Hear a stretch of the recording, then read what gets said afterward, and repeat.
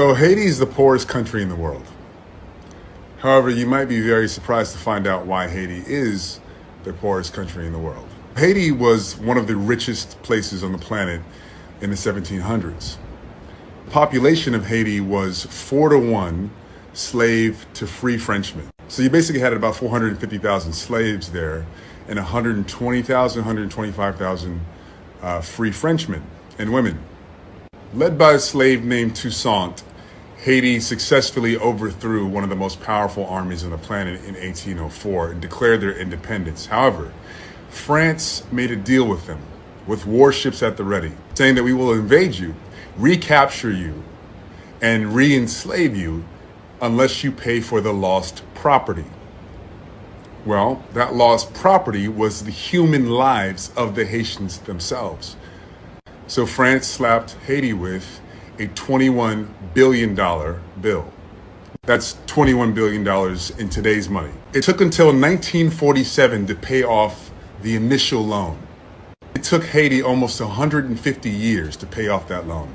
And obviously you guys know about loans and financing and debt. So how did Haiti pay that money off? Especially because France forced them to give them 50% off of their products. So Haiti was accounting for 3/4 of the world's sugar at the time. And I think a quarter or maybe 1/3 of the entire slave trade at the time. Saint-Domingue was also known as the capital of the slave trade in the West Indies, and also the worst place for a slave to end up because it was so brutal, torturous, and you could be raped and kidnapped at any point in time and sent anywhere in the world. So that debt was financed and collected by French banks, as well as an American bank that was established in 1812, which is called Citibank. That's right. Your bank has been collecting money from Haitian people to pay for their own freedom since 1812 and stopped only in 1947. With the natural resources and the people working the land that Haiti had, it should have been one of the richest countries in the world. But the transfer of wealth from Haiti to France and Haiti to French banks and Haiti to American banks to finance what is called the independence debt, which is no more than a debt for the descendants of slavery to continue to pay the countries and the people that enslaved them for their own freedom. It's well documented. It's well documented that the debt was based on slave owners losing their property.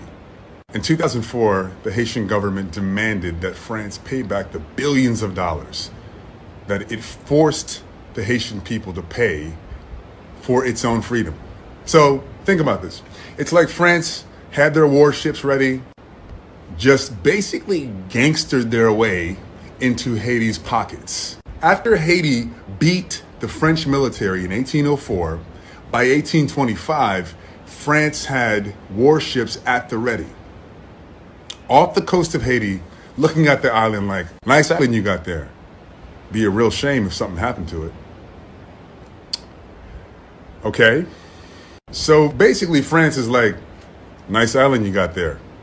Nice freedom you've gained there. Be ashamed if something happened to it. Wow. That's the most gangster, ridiculous, disgraceful shit I've ever heard in my life. In 2004, the Haitian government demanded that France pay back the billions of dollars it paid to protect its own borders and to be a sovereign nation. Can you imagine if you had to pay somebody so that they wouldn't attack you? If you had to pay somebody so that they wouldn't enslave you? If you had to pay somebody because your great-grandparents had been kidnapped and held hostage? And the price that you had to pay for a free life was billions of dollars to the people who did it.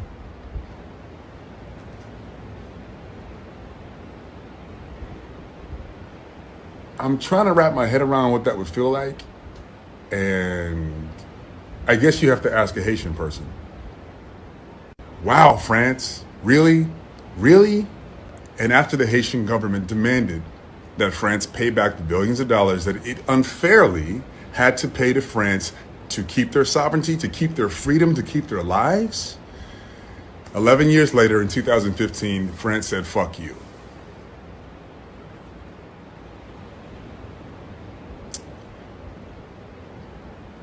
Really, France? Wow, that's not going to age well. So if you've ever wondered why Haiti's so poor, ask France. This is the most egregious and famous independence debt that the Caribbean has had to pay to its former enslavers. But it's not the only one. Just imagine where this world would be if black people didn't have to pay back the children of the enslavers. Now, I really want you to think about that for a second. Where would this world be if the descendants of slaves didn't have to pay back the descendants of the slave owners? The descendants of slaves had to pay back a debt to the people who enslaved them and their children and their children and their descendants. Where would we be if that ridiculous shit never happened? Where would Haiti be right now if France gave them back the $21 billion that they gave them for their lives and their freedom? People refer to reparations as if it's not owed, as if it's a controversial stance. However, nobody said shit when Haiti had to pay $21 billion just to keep their lives.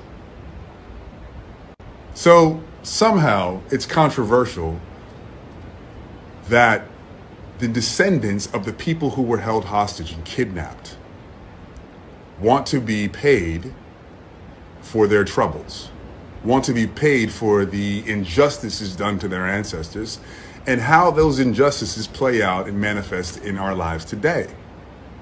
There needs to be repair of that. However, that's a controversial issue, but it's not a controversial issue for some reason that the Haitian people and several other islands in the Caribbean had to pay back the slave owners and the slave owners' descendants for loss of property.